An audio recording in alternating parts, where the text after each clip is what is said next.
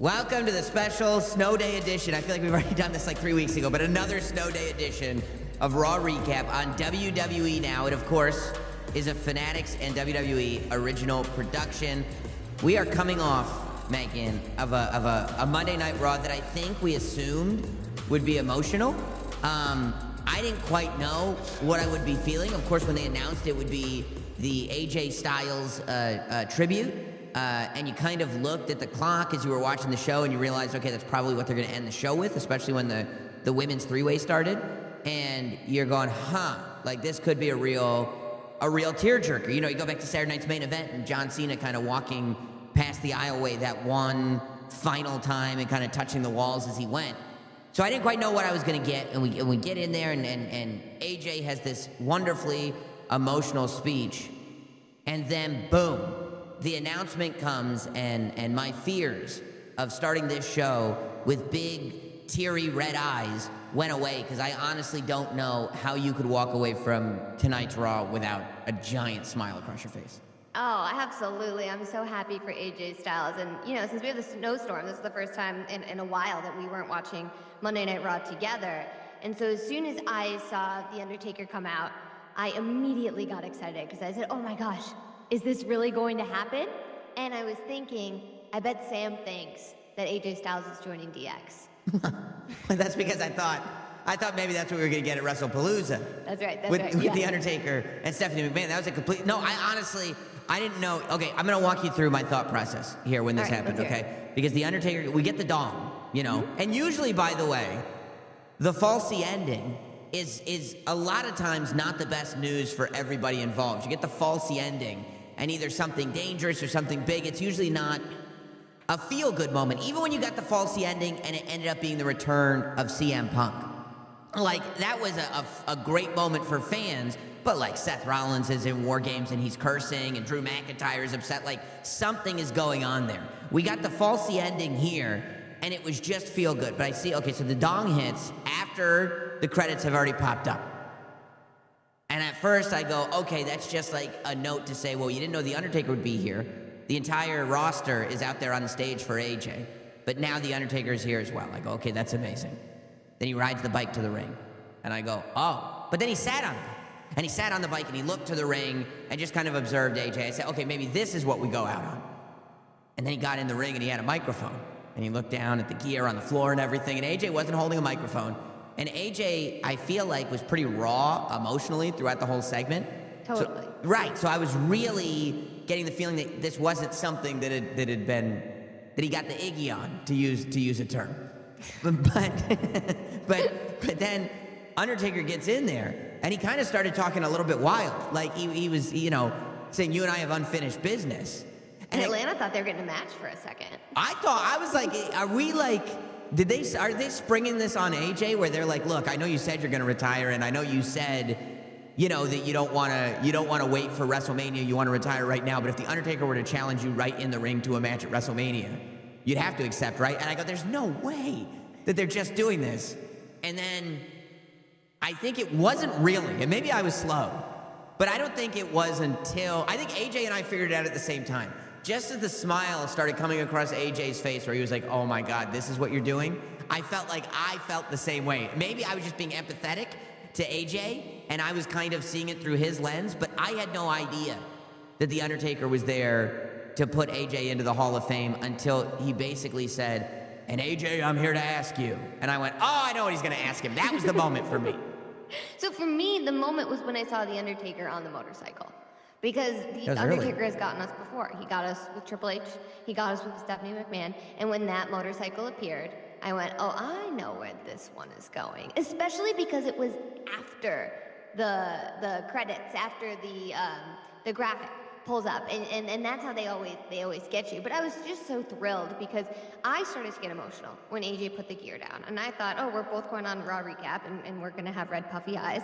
And to me, AJ Styles' retirement happened so fast. It was kind of hard to process it along the way. It was like, is this actually going to end when he takes on Gunther? And then the Shinsuke match becomes official for Saturday night's main event, and you go, uh-oh, maybe it really is. And I didn't feel like we had the opportunity to celebrate AJ on the way out. So now we'll get to do that at the Hall of Fame, and I'm just so happy for AJ. And happy for the fans, happy for us. Yeah, it did. I think you said a lot there. It happened very fast. I think that there's a reason why so many of us on the internet have been looking for every possible hole in the theory. I listened to AJ on Stephanie McMahon's podcast, and I was sitting there going like, he's not done, he's not done, he's not done. You know what I mean? And I think that part of it is because as a fan, you speculate and you try to create something when either the tiniest bit is there or sometimes nothing at all is there.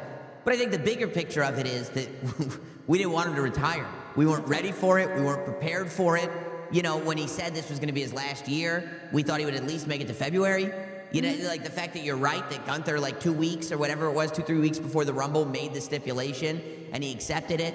And then and we said this can't be it. But I thought it was really special. In the segment, I thought what AJ said about his wife was really, really special. Because, you know, for a lot of people, for AJ to be able to get to where he's gotten in professional wrestling and still have this presumably wonderful family, like that takes more than one person. So I love that he shouted out his wife that way. And then when he said, listen, the reason, because he even said on Steph's podcast, I don't know why I didn't put the gloves down. I don't know. I put them back on. I don't know why. And he said it was because I wanted to put them down at home. Mm-hmm. And it's like, yeah, dude, it's just one of those things. And that's one of the reasons why you don't want to see him go, because he's just done everything right. Yeah, and it really was poetic, too, and he pointed that out, right? Going out at the Royal Rumble, where everything began for him in WWE.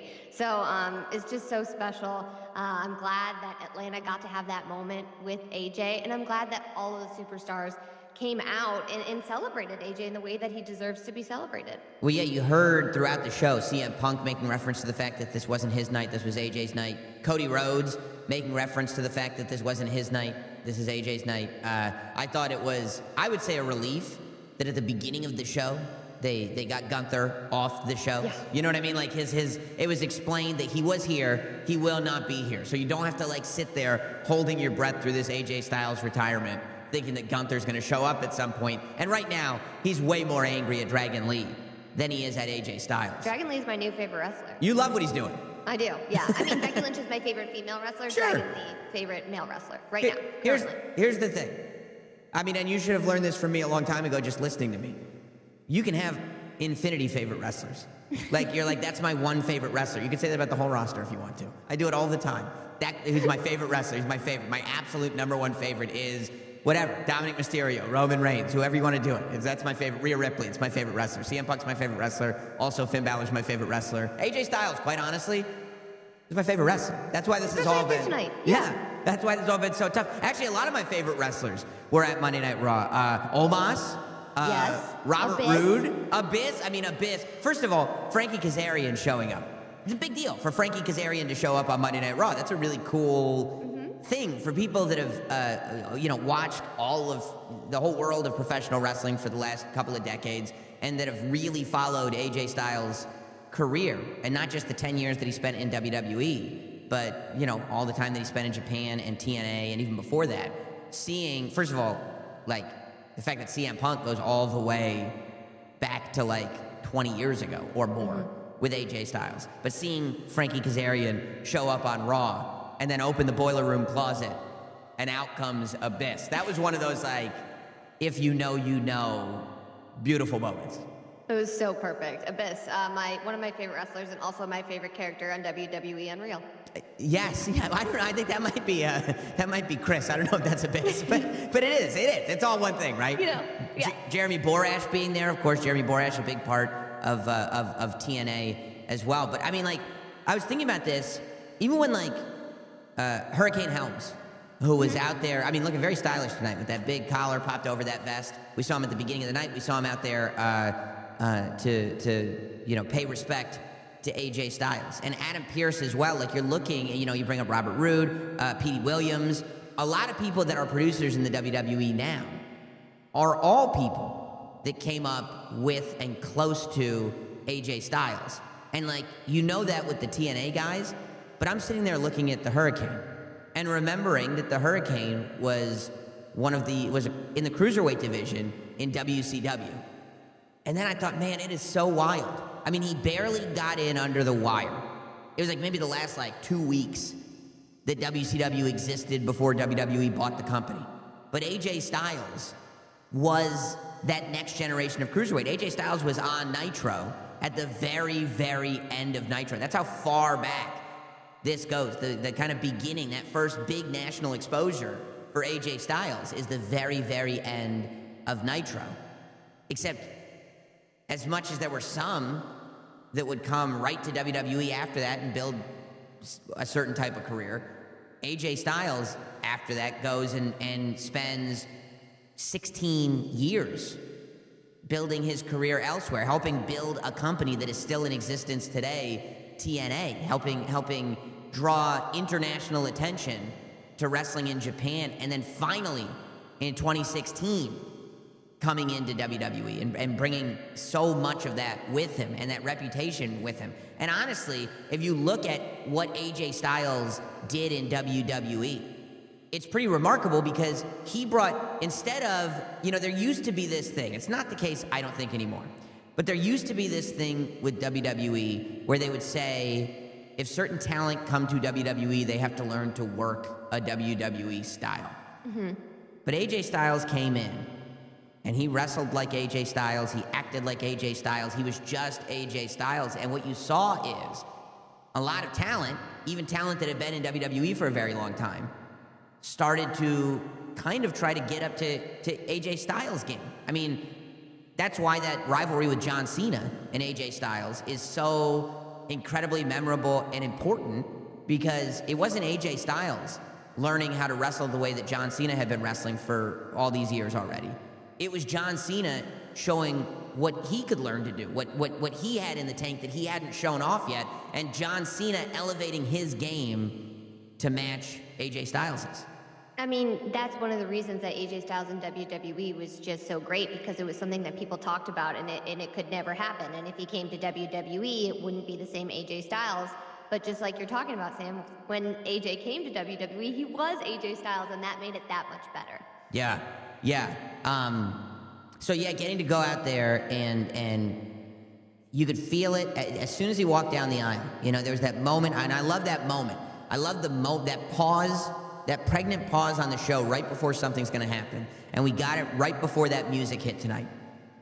And then boom, music hits, and AJ Styles goes out there on his own, speaks from the heart, talks about his time in WWE, but also talks about his time in Japan, also talks about his time in TNA, also brings up the Good Brothers, brings up all of these things, because, AJ Styles' career is this sort of very widespread thing that has made a giant impact on all of pro wrestling in general. That's one of the things that makes it so special. And then that moment that, he kind of put the mic down, and it was almost like you didn't want him to stop talking for the same reason that we were just saying. Because once he's done talking, it's done.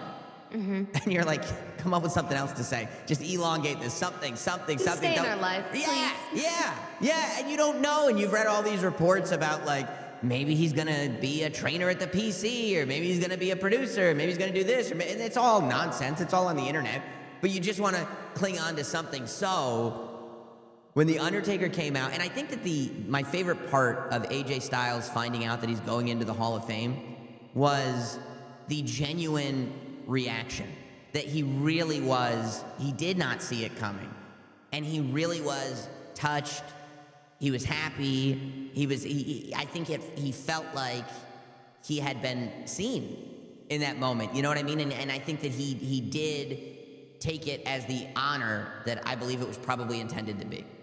I'm so happy for AJ, and I love the video packages that they'd played before as well. And you got to hear from all the superstars and the mark that he's left. I mean, one that really stood out to me was when Charlotte Flair was backstage hugging him, and she was emotional. And I love those, the cameras were rolling, but she didn't say it because the camera was rolling. She said it because she really meant it. And she said, who am I going to text about my matches now? And it's just, that is the type of person that AJ Styles is.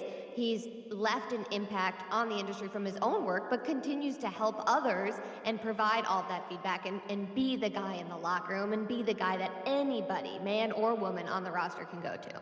Yeah, and how about the Texas Rattlesnake going, in my opinion, AJ Styles, the greatest professional wrestler walking on two legs. Oh, So good. It's a pretty good compliment. Pretty good compliment. So good. Yeah. So, shout out to AJ Styles. Now, we did get the opportunity, one of our correspondents was there in Atlanta and got the chance to talk to AJ Styles. We sent in some questions because we wanted to hear from AJ on this night. And I mean, both of us, Megan, I know I speak for you because I know what questions you sent in. We're so curious about so much, and I'm sure if AJ were here, we could talk to him for 3 hours. But we got him for a few minutes, sent in some questions for WWE Now, and here's what AJ had to say tonight. Hey, Sam and Megan. So their first question is, why is now the right time to retire? Why is now the right time to retire? I mean, now's the right time to retire so I don't make a fool out of myself, so I don't embarrass myself. I'm on the verge of doing just that. Now's the time. It's not easy, mind you, but it's the time. Do you have any favorite matches or moments? Of course I have favorite moments and matches, but there's so many that I can't just throw them out there. Let's talk about the most recent favorite. Shinsuke Nakamura and myself had an unbelievable match at Saturday Night Main Event. I'm probably proud of that match because I know a lot of people didn't like the first one we had in WWE, so I think we made up for it. The match with John Cena at Crown Jewel in Australia. Freaking, man, I'm so glad I got to wrestle that guy. Punk having that match with him, these are a lot of matches that I didn't think I'd have the opportunity to have at the end of my career, and was able to pull off some unbelievable matches and unbelievable moments. Is there someone who you wanted to work that you didn't get a chance to? There are some guys I wanted to work with, didn't have a chance to, but I worked with them, meaning I tagged with them. Like, I would like to be in there with Penta, to go back and forth. So, but I mean, I'd love to get back in the ring with Chad Gable. I say I'd love that, and here I am, retired, so that's not going to happen. But so many qualified wrestlers that I would love. And the old timers, we always say this, right? Because I'm one of those guys now. Oh, we would have had a great match with that kid. There's so many of those guys here. What did the John Cena match mean to you? The John Cena match meant it was two guys who had wrestled a lot of different people and brung it all together to bring tribute to professional wrestling. It was everybody that we loved and idolized and had friendships with that we get paid homage to. Was there ever a thought of retiring anywhere besides WWE? Was there ever a thought of retiring anywhere besides WWE? Here's the crazy thing. Had TNA offered me the deal that I had, I would have stayed there. So there was that. I was proud of the fact that I helped make a company. I wanted to be there. But as things would have it, here I am in WWE, and I'm grateful for it. What was it that was telling you Royal Rumble, not WrestleMania, 3 months later? It was coming back from an injury to WrestleMania, to a match that didn't, to me, have much build. And WrestleMania, listen, I'm sorry to say, used to be the most prestigious PLE or pay-per-view, whatever you want to call it. But to me, it's kind of lost its luster a little bit. But as far as the Royal Rumble, well, that's special to me because that's where I made my debut. So to be able to end where I started, it's poetic. How far back were you looking at matches knowing they were your last? I was looking back as far as, well, I knew after WrestleMania, those were my last matches that I was gonna have after WrestleMania. It was Logan and then whoever else I got the opportunity to be in the ring with. And fortunately for me, it was having a tag team partner in Dragon Lee. How do you look at? How did you look at your own retirement tour? I look at my own retirement tour as pretty good. Some quality matches. The matches that me and Dragon Lee had with New Day, making those moments that we had in those tag matches, they were fun, they were entertaining, and then to go and have a singles run with a couple guys in that same frame as John Cena and Shinsuke Nakamura, CM Punk, like Gunther, like those are some good matches. Those are some good matchups. Any final words? Any final words? I've said this for 2 decades, and I mean it. AJ Styles would have been nothing without you, the fans. Well, thanks to AJ Styles for making any time for us on this amazing night. By the way, you can celebrate the incredible career of AJ Styles with exclusive gear at WWE Shop and Fanatics, from the new AJ Styles Atlanta Hawks collab tee to the Thank You AJ collection. It's all available now. Grab it before it's gone. You're going to want to scoop it up before that Hall of Fame rush comes in. You know, now's the time to get on that AJ bandwagon. And by the way, we got ready for Elimination Chamber thanks to Monday Night Raw. You can get your official event gear now at WWE Shop, and check out the new CM Punk Blackhawks Signature Series Spinner Championship title that is available now at WWE Shop and Fanatics. You can get it all right now. A very, very exciting time. By the way, I was writing down some of these celebrities. Atlanta, I don't know if it was AJ Styles. I don't know if it was because stuff happens when WWE comes to Atlanta. I don't know if it was all of the above. But I mean, just the Offset, Lil Yachty, 2 Chainz. 2 Chainz. His name's 2 Chainz, but he's got a few, by the way. Bow Wow, Dwight Howard, Funny Marco, Jermaine Dupri, So Def. I mean, come on. That building. What a star-studded building. Do you blame him? AJ Styles, Monday Night Raw, sold out? I don't blame him. I don't blame him. And they probably also wanted to find out who was qualifying for the Elimination Chamber. We got our final men's and women's qualifying matches. So with the men, they started it off. It was Jey Uso, Grande Americano Original, and Bronson Reed. First of all, Grande Americano was unbelievable. This original Grande Americano is unbelievable. I mean, I'm so glad you brought that up, because last week we were talking about it, you know, which Grande Americano is the one that's really connecting with you right now. And then last week I, hand up, said that contemporary Grande Americano was the one that was connecting for me. And that's just how it was. I think I forgot what original Grande Americano is capable of, and I was quickly reminded tonight, this guy is on another level. You're probably also rooting for the Canadian hockey team. Okay. All right, you had to... Well, that's how it comes across. I was not. Yeah, right. I was rooting for Team USA. The original was connecting with me, all right? Yeah, right. But he did great. I mean, getting that German suplex on Bronson Reed and like trying throughout the match to hit it, and then when he finally did, it was unbelievable. I think Bronson Reed, for me anyway, I went on the radio and called him my favorite. That was my prediction. I thought Bronson Reed was going to win this thing and then go and cause some damage in the Elimination Chamber. But it's a string of bad luck, it would appear, for the Vision, as Bronson Reed went down kind of favoring the bicep. At least that's where I'm told biceps normally are. I can't tell. No, I can't tell on my body. But it was said at the end of the show, Michael Cole said Bronson Reed out indefinitely after a bicep tear. So, I mean, it's really tough. I mean, obviously, hopefully he recovers up, he gets better as quickly as humanly possible, and everything's okay. But, I mean, for the Vision in general, first Seth goes down, then Braun Breaker goes down, now Bronson Reed is down. Not looking good. Not looking good for plans for the Vision and sort of domination going into WrestleMania season. No, I mean, Paul Heyman's head has to be absolutely scrambling right now. The Vision was a group formed like the Monday after WrestleMania. On the Raw after WrestleMania. That's right. Was kind of when the Vision all came together. And this was, going to be the future of...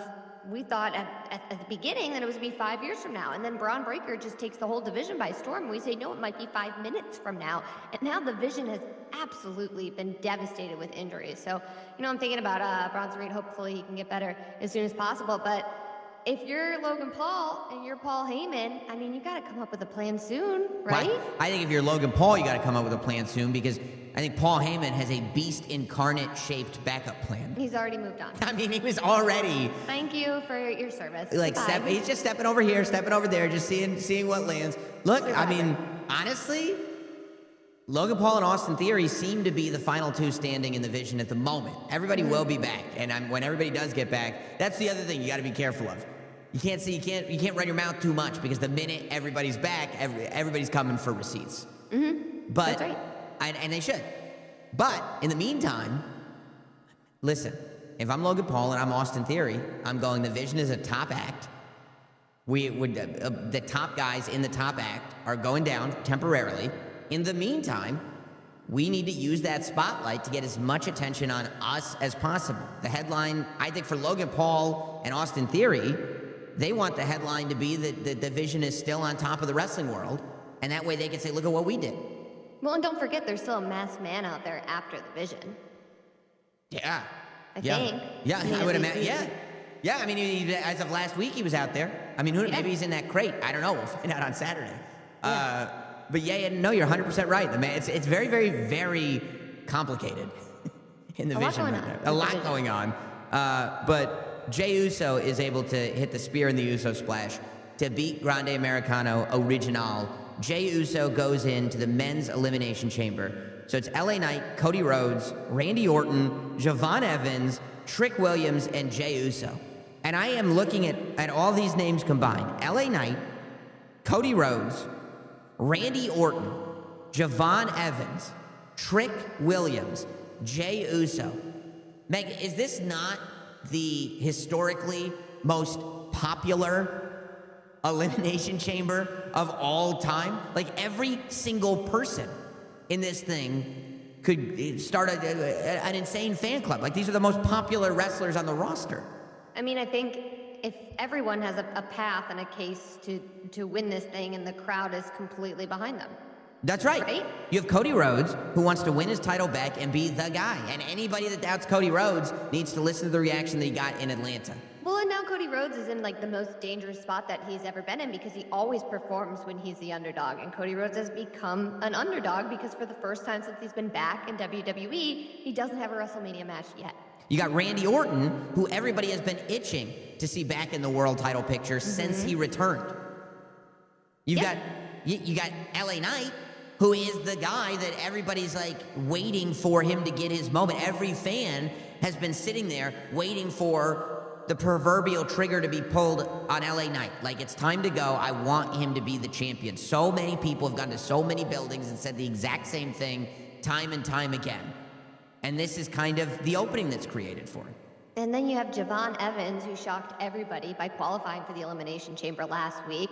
I mean, you think about his athleticism inside this structure and how fun it would be to have Javon Evans with a WrestleMania match for a world championship after the year he's had, going up against John Cena and making an impact in an instant on the division. People would love it. Of course they would. And people are seeing it already. They're looking at this new class coming in now and going, maybe you don't wait. Maybe you just go for it and have somebody new win this chamber. Like, what if Javon Evans shocks the world? What if you just went for it and all of a sudden Javon Evans goes from a guy with potential to a guy who's main eventing WrestleMania against, by the way, it doesn't hurt. God bless Drew McIntyre, but he gets booed in every building that he goes in.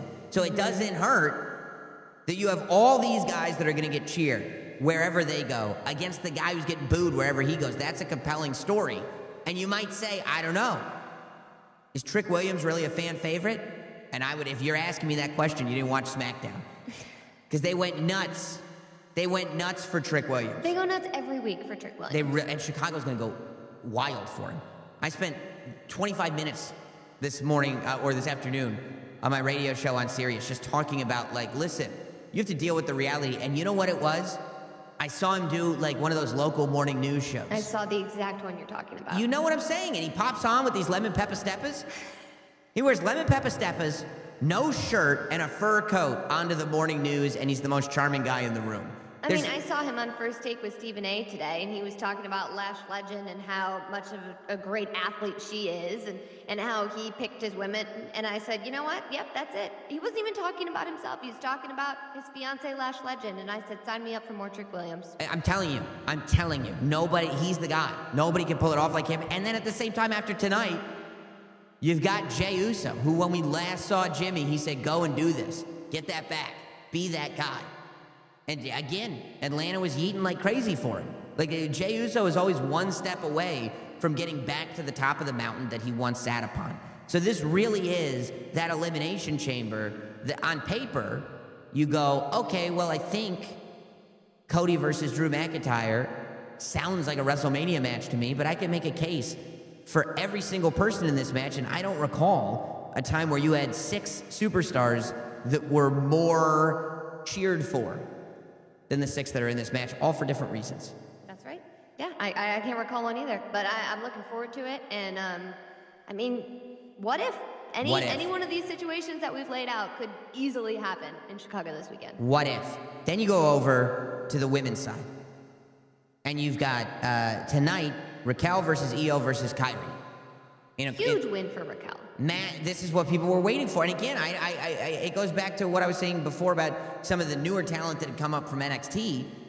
But I don't recall a time, even though she's been on the main roster for a little while, I don't recall a time where there was more organic support for Raquel. People love Raquel. I agree with you more. Right? I mean, people familiar with Raquel and NXT have been following, what she's capable of for a long time. But since Raquel's been on the main roster, there hasn't been this type of support with her. I mean, It all kind of started when Liv Morgan came back. And then there were some questions when Liv Morgan eliminated her, on purpose, by the way, from the Royal Rumble. But since then, Raquel has just built so much more momentum. A lot of people have gotten behind her and want to cheer for Raquel. And she's really shown off her strength. I mean, I think back to the spot that she had in the Cena match. And that, to me, was when I really started to look at Raquel differently, just because of the strength that she's always had it, but the way she's been using it. Absolutely. And just, just that idea of recognition. I think you're right, that people go like, you know what? She is pretty amazing. She is pretty awesome. Io was just doing everything that Io does in this triple threat. Just completely showcasing why she's one of the best wrestlers on the entire roster. But ultimately, Kairi Sane interrupts the over-the-moon salt. But just as she gets Io out of the match, that gives Raquel the 2 seconds that Raquel needed to take advantage of it. Tahana Bomb, 1, 2, 3. Raquel Rodriguez qualifies for the Elimination Chamber. So on the women's side, you're left with Rhea Ripley, Asuka, Alexa Bliss, Kiana James, which was a shocker on SmackDown. Huge shocker.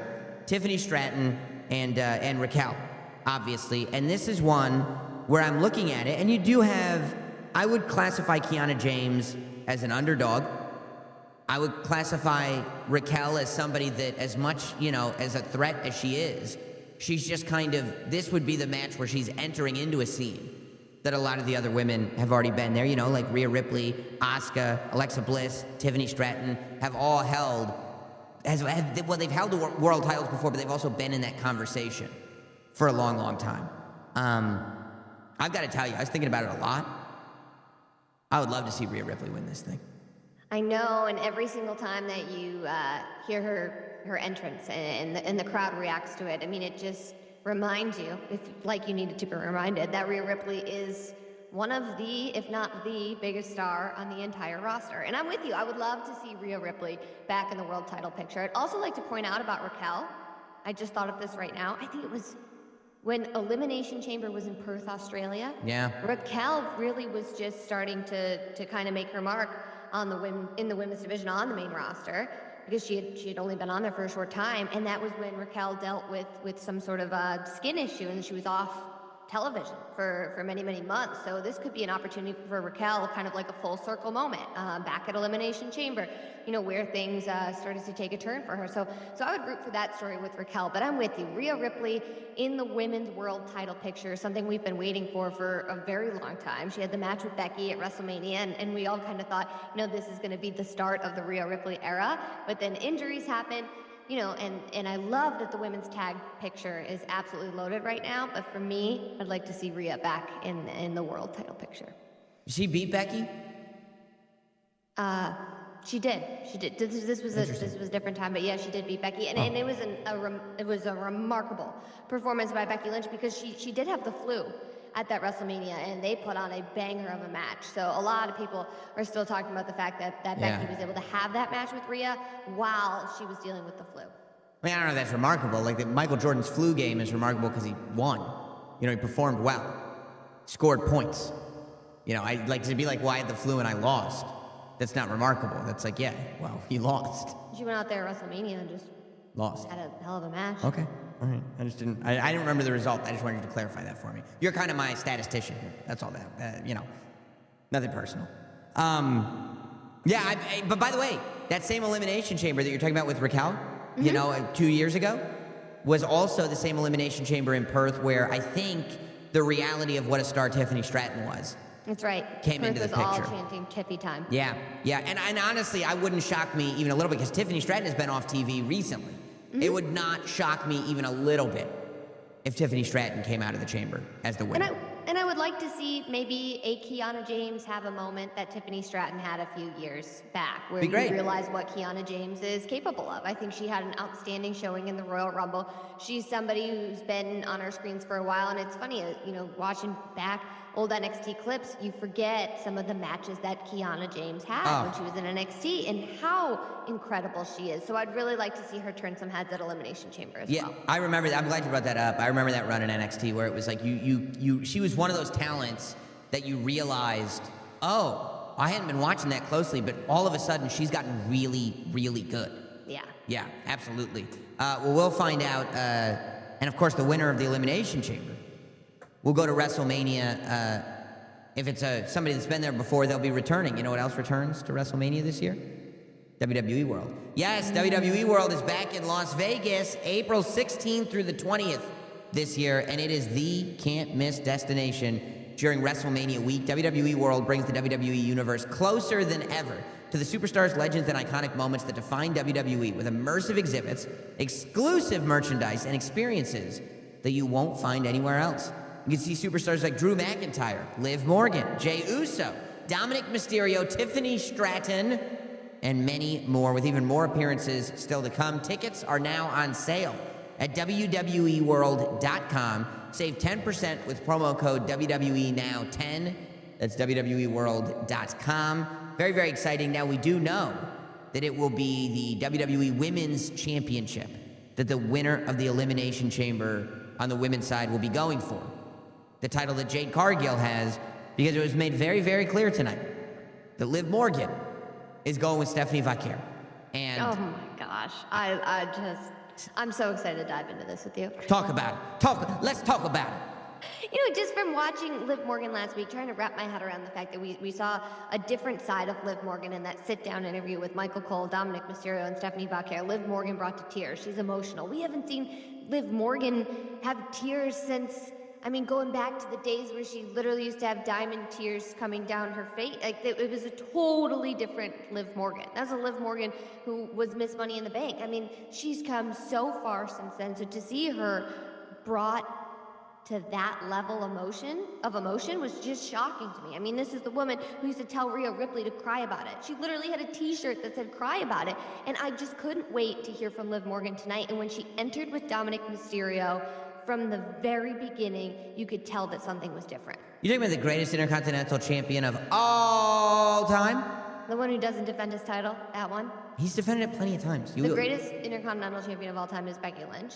But if you want to consider Dom, I disagree with your opinion, but that's your opinion. Wow, okay. I mean, I don't know how many times is Becky defending her Intercontinental title a ton? All the time. Oh, I guess probably in the live events. But I will say, watching this, I was also curious as to how this would pan out because I really wasn't sure what direction that I wanted this to go in, with Liv Morgan kind of figuring out which champion she would go after since she won the Royal Rumble. But I think it was because it was because of everything that you just said. It was because of the different emotionality of that interaction last week. It made me go, like, right after that promo, I was like, yeah, that's the WrestleMania match that I want to see now. I want to see Stephanie Vaquer versus Liv Morgan. That's the story. That's the story that has me interested. The story of somebody who had to claw and scrape from within the WWE year after year after year. And we've all watched that struggle. We've all seen that struggle. As somebody who had to do that versus somebody who had a completely different struggle, who had to struggle for 10 years outside of the WWE just to get a look. I don't think one struggle invalidates the other struggle. But I do think that they're inherently two very different things that create two very different people. And what you end up seeing is, yes, a battle between two women who at this point probably don't respect each other. But more importantly, I think what you get is a battle between those two stories. Which struggle has brought the struggler to the point where they can go to WrestleMania and leave with the world championship. You know, and that's what I want to see. And you were talking a little bit about this on the Not Sam Wrestling podcast today. The struggle of a Liv Morgan who, yes, she does have access to the best trainers and medical staff and training facility within WWE. And boyfriends. I forgot boyfriends. I apologize. I don't know how I could have overlooked the, as you call him, the greatest Intercontinental Champion of all time, Dominic Mysterio. But with Liv Morgan starting her career in WWE, that means all of her first times of everything, first time having a match, first time on TV, it's in front of the WWE audience. This is truly sink or swim, and it wasn't all sunshine and rainbows for Liv Morgan. No, you're right. You're right. And I'm checking right now. I'm checking right now on the old Instagram and whatnot to see whether or not it's official. Because the graphic. The graphic, you know what I'm looking for. You know I got to see my graphic. I don't see any graphic yet. I mean, I'm ready to say we have 2 matches announced for WrestleMania. I'm ready to say that Stephanie Vaquer versus Liv Morgan is our second WrestleMania match that we have. You know, obviously the first being CM Punk and Roman Reigns. I haven't seen a graphic yet. Maybe by the time this comes out, you guys will have seen it.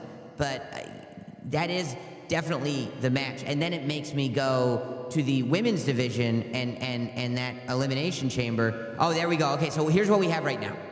We have the breaking news WrestleMania graphic. You know how the new thing is to have the breaking news graphic and then the graphic? Yes. So right now, at the time of this recording, we have the breaking news graphic.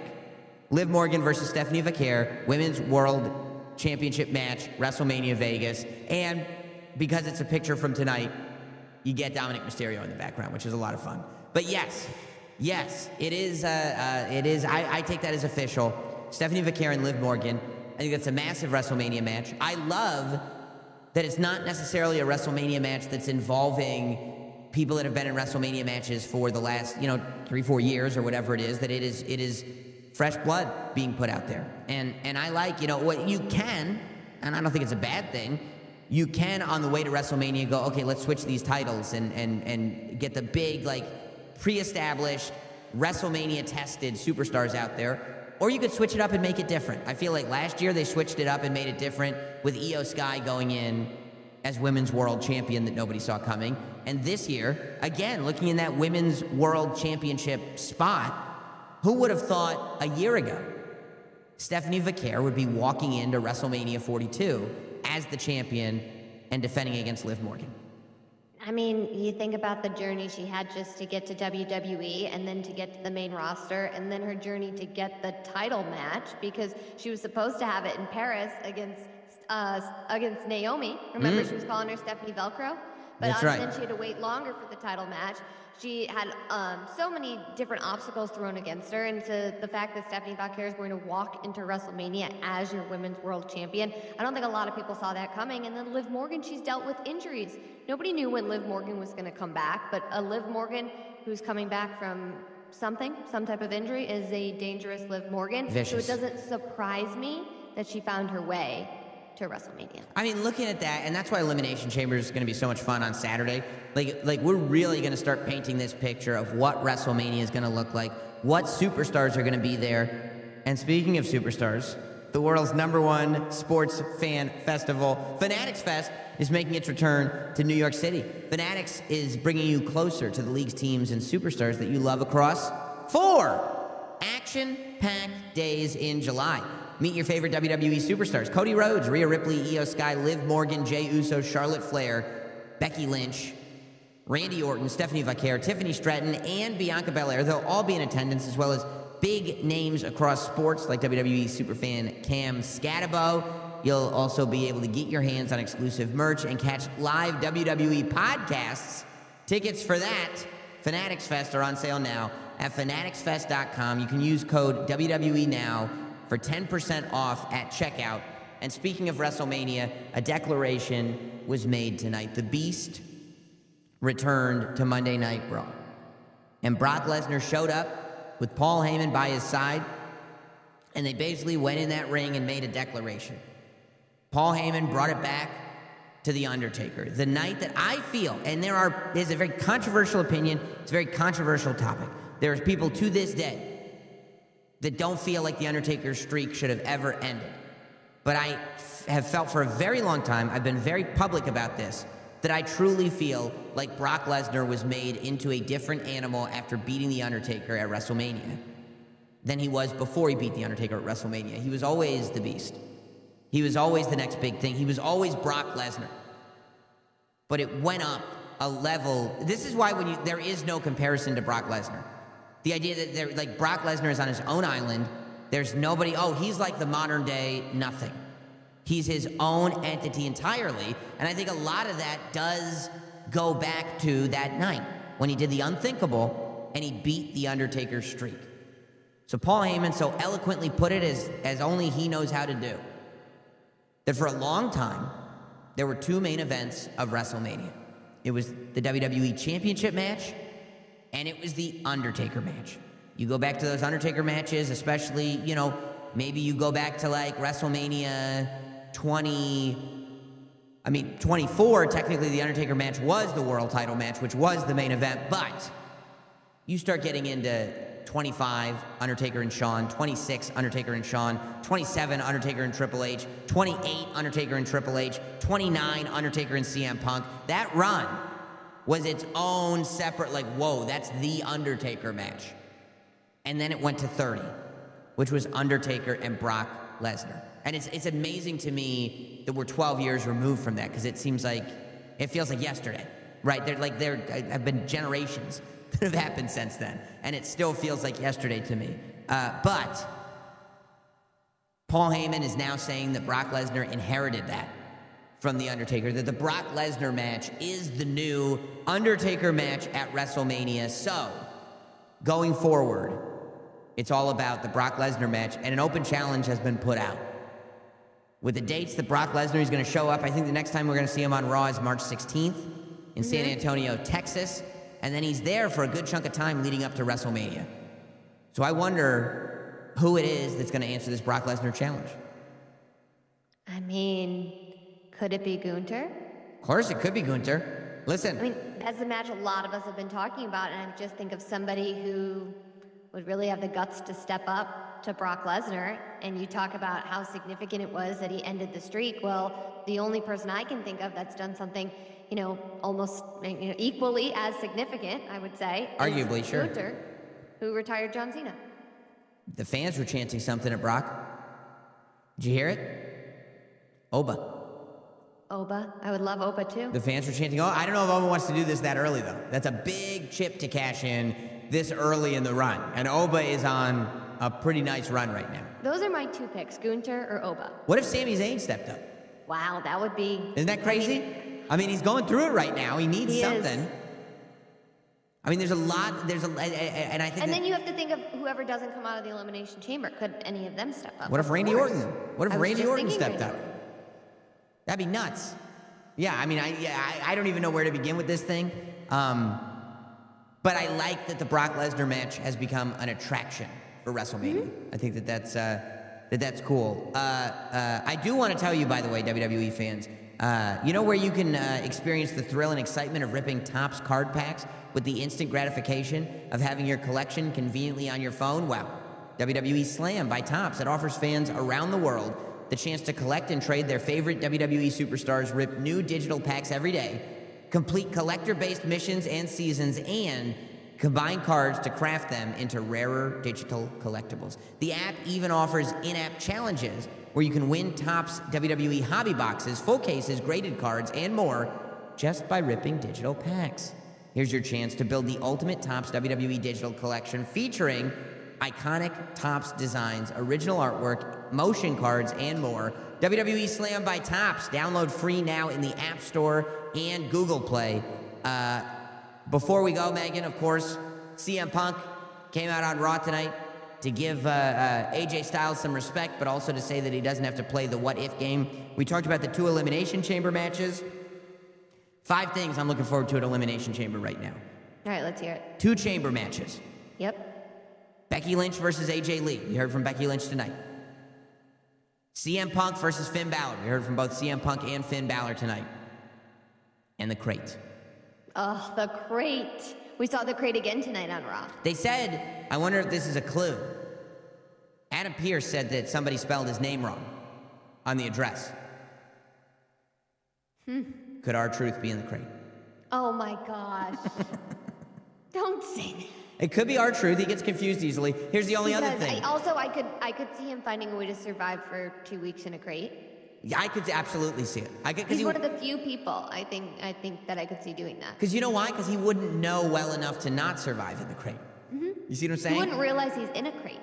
That's right. That's 100%. You think he was in a chamber? Yeah. It's an elimination chamber. I think R-Truth, or with the misspelling too. And I don't know how the spelling is. I just know that historically he was always bad with pronunciation. I think I'm looking at Santino Marella now. Okay. You know? Yeah. I don't know how John Cena was ever spelled, but if you can't pronounce it right, I would imagine the spelling's going to be tough. Who do you think has the right attitude going into Elimination Chamber between Finn Balor and CM Punk? Is it Finn Balor who's saying, I've got, the whole world's on my shoulders right now because I finally have gotten to the point where it's time to answer what if? Or is it CM Punk who's going, I don't have to answer what if, because I am? I love the chip on Finn Balor's shoulder. I love what we've seen from Finn Balor. I love how Finn Balor has reminded all of us. I just think it's very difficult to go up against the confidence of CM Punk in Chicago, in the United Center, as World Heavyweight Champion. I don't think CM Punk is one to underestimate Finn Balor, but I think he is the type of guy who just knows exactly what he's capable of, and he should be confident going into the match, and I think that's the attitude you have to have as World Heavyweight Champion. So CM Punk, to answer your question. I gotta tell you, we're gonna have a lot to talk about. We will be doing the WWE Now Elimination Chamber preview show later this week. Of course, we will also, right after Elimination Chamber, be doing the Elimination Chamber recap as well here on WWE Now. That's why it's so important that you stay subscribed to the WWE Now podcast feed. We got shows coming out all the time, and I can't wait to get all of the thoughts on this as the week progresses. Megan, an emotional night, but I'm glad we could experience it together. This has been fantastic. I can't wait to preview Elimination Chamber later this week. For Megan Morant, I'm Sam Roberts. This has been Raw Recap here on WWE Now.